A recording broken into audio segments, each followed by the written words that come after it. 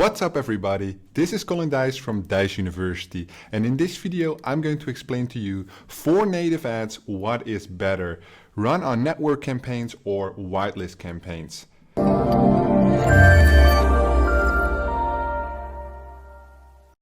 So of course they both have their pros and cons, and in this video I will show you a post I made from the Dijs University forum, a premium community, which you can check out through the link in the description below.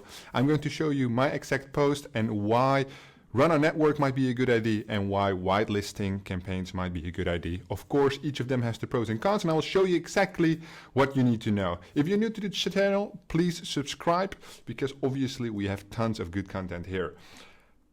You know, there are many different ways of looking at the situation. Run on network, whitelisting campaigns, native ads, what does it mean? Let me show you. So with the run on network, it is an advertising strategy. The product is promoted across the whole internet network. Basically what it means for native ads is split up by websites and widgets. Widgets being placements. So let's just call it placements to make things easier for you today. Native ads, placements. I run one campaign on, let's say, 100 different websites, right? And I select all the websites, run on network, right?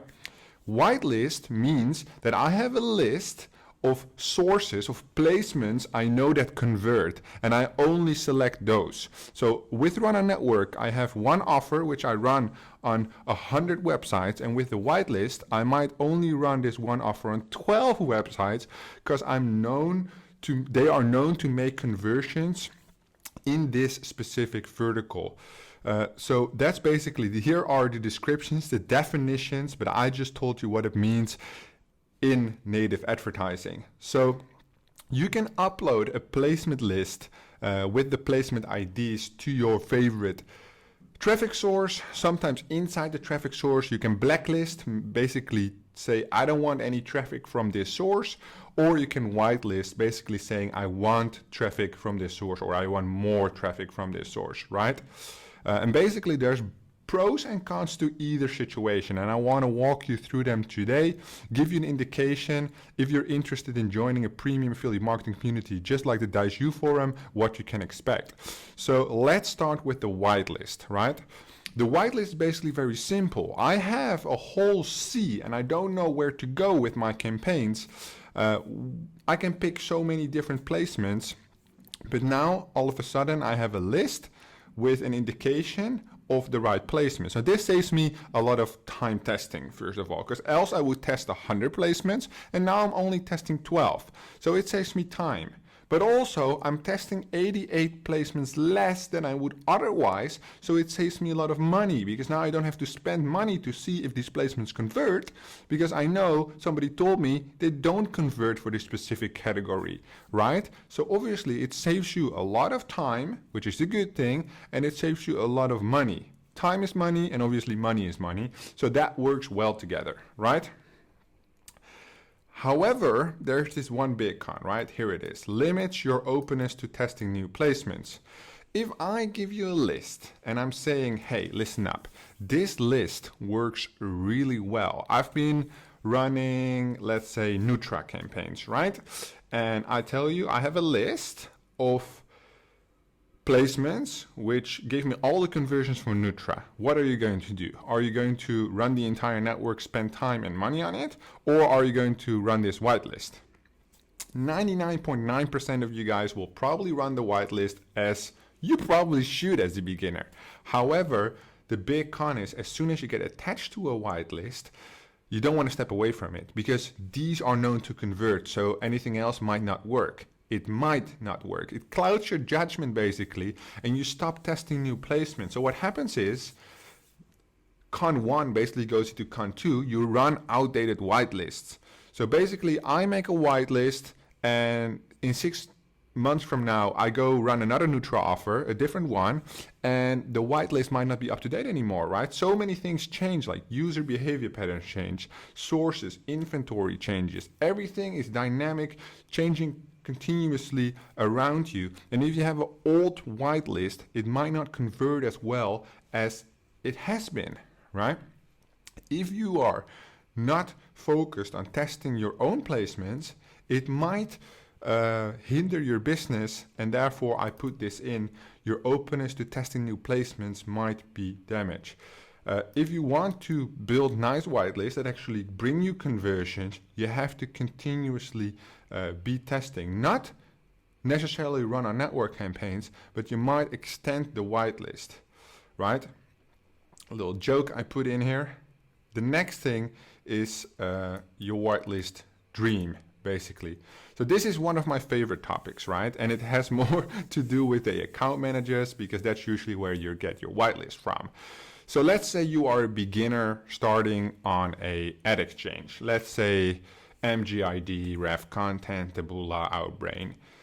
They're not going to provide you with a whitelist probably straight off the bat, because a whitelist is a very sacred gift, right? It's basically the gift of conversions. Basically, it means that I have this piece of paper, digitally, where I can see the conversions on, and it's super powerful because I give it to you, you also know, and you can make money. So why would they give it to you? They would only give it to you if you actually spend good money, right? Because the main job of an account manager is to pull in more money for the specific ad exchange. They are salespeople. Always remember that. So as soon as you've been spent a couple of thousand, they probably might offer you a little whitelist, right? Tease you a little bit. But if you're spending tens of thousands like I do every week, then obviously you get the whitelist straight away. The problem with this whitelist is you don't know if these sources actually made conversions, right? The account manager can just pull some fucking random sources and just say this is a whitelist, while it's not even proven. So there has to be a relationship of trust. So you need to be able to trust this account manager. And if you're already skeptical, like I always am, I double, triple check everything. I take the whitelist, I look at the sources, I run it through spy tools to see if any similar thing has happened actually with those sources, right? I'm skeptical because if people give you things for free, which make money, which means they make money, else it doesn't make sense. That's how the world works. You give, you get. That's or you get, you give, right? It's always a trade, especially with salespeople. So basically, that could be an issue, right? You blindly trust your account manager. The other thing is that yes, your account manager is speaking the truth. Let's go from there, right? And it might be that yes, they're running Nutra, but they're running trials, and I'm actually running straight sale products, or the other way around, or they run aggressive Nutra keto trials, and I'm actually doing diabetes, which is kind of the same but very different when it comes to the audience. Their audience is probably divorced females, mine are probably grandmas, right? So that is very important, or overweight people. It means that if an offer has a whitelist, remember that it's not a guarantee to convert. It's an indication that it might work well for that specific vertical. There's no guarantees whatsoever. I've had hundreds of whitelists which were completely shit, and I've also had hundreds of whitelists which were amazing, right? So at the end of the day, when it comes down to the immediate decision, what is better, it always comes down to testing, right? That's the affiliate rule number one. Test, test, test, test, test. There's nothing else to do except test. Being it important, however, is that when you have the whitelist, the pros are you save a lot of time, you save a lot of money.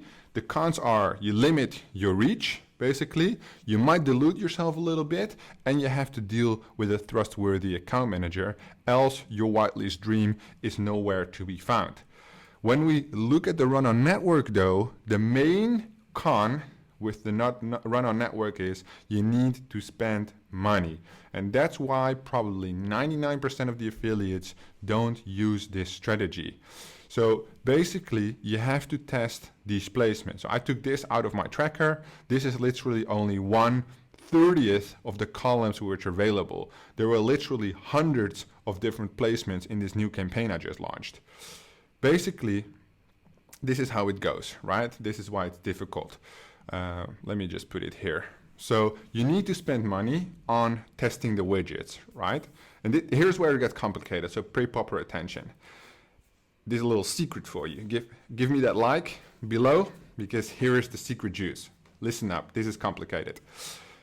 You need to spend money on the entire widget list, right? People who are using a whitelist to their advantage are running on that whitelist. So they're running sources which are included in your placement list, but they excluded a lot of the sources which you have in your placement list, right? They know what works, so they want all the traffic, so they increase their bid to get the win rate up and get more traffic. Whereas your bid is low because you're testing all the placements, which means that your win rate on the winning placements in their whitelist might be very low. Whereas they don't have the other placements in their campaign, which means you get all the traffic even with a low bid. This means that you need to be able to delete campaigns fast, because else you get all the shit traffic other people don't want. That is the main con, right? I'm explaining it here, your bid is too low, pretty fucked, but that's something to consider. The other pro is, however, which is a con to the whitelist, you can find golden nuggets. How come? It is solely due to the fact that people running a whitelist have not tested the source themselves 90% of the time, right? They got it from somebody else, they got it from an account manager. I rarely see people running full run on network campaigns because it costs a lot of money and the investment must be made. However, you can find sources which are not included in a whitelist, which are performing really well only for your specific offer. And my personal choice is to start with a run-on network, only because of the fact that I have a lot of money, so I can spend, I have sufficient cash flow there. I can find these placements, and my ads are quite different than the regular affiliate. And that's not being cocky, it has nothing to do with that. It's about confidence, right? I know that I can make better ads than a regular affiliate. So what this means is when the competition happens, my landers, my ads, my connection to the offer from the lander is always better than a standard affiliate. So the whitelist is made on standardized performance, and it doesn't apply to me. So if I do a whitelist, I might limit my scale, my reach by another 25%, which I could have had if I ran run-on network. The run-on network, however, might cost me 5,000 upfront, and then I have to turn the green campaigns up, scale them, so it might take more time and it might consume more money up front, but it yield more profit in the long run. And there is your main question.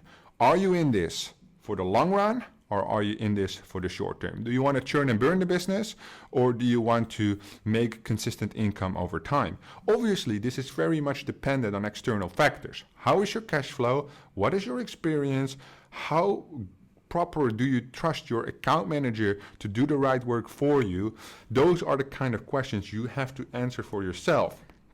And this is basically my idea of run-on network versus whitelist. Obviously, all the affiliates have their own opinion. So I wonder, do you have any insights? Do you have any insights about running a network versus running with a whitelist? If so, drop them down in the comments below. Subscribe to my channel, hit that like button, because I like to do these kind of videos, giving you that special insight that sometimes might be missing on YouTube. If you want more premium quality posts like this, check out the Dijs University forum, and I will see you guys in the next one. Allow me to introduce the Dijs University forum. Whether you are trying to make your first conversion on ClickBank or scale your campaigns to 6 figures, the Dijs University forum offers you exactly what you need, like high-quality landing page templates, detailed case studies, and exclusive discounts. The forum has no outdated information. All resources inside are from campaigns that are running right now. Do you want to learn from super affiliates? Check the link in the description and sign up today.